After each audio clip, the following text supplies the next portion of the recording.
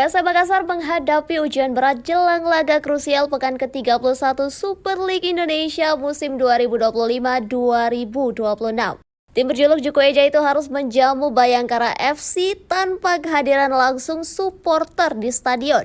Pertandingan yang akan digelar di Stadion B.J. Habibie pada Senin 4 Mei 2026 dipastikan berlangsung dalam atmosfer yang berbeda. Keputusan tanpa penonton membuat PSM kehilangan salah satu kekuatan terbesarnya, yakni dukungan langsung dari tribun.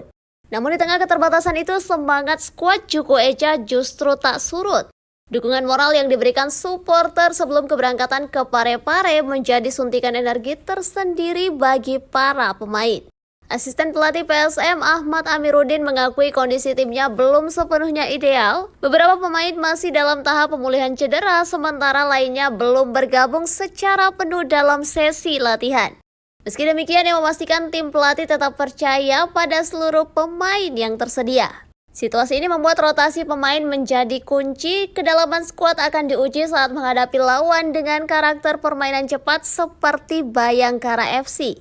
Bermain tanpa kehadiran supporter jelas bukan situasi yang diinginkan. Amiruddin secara jujur mengakui absennya penonton sedikit mempengaruhi motivasi tim. Namun kondisi itu berubah saat puluhan supporter datang langsung ke mes tim sebelum keberangkatan.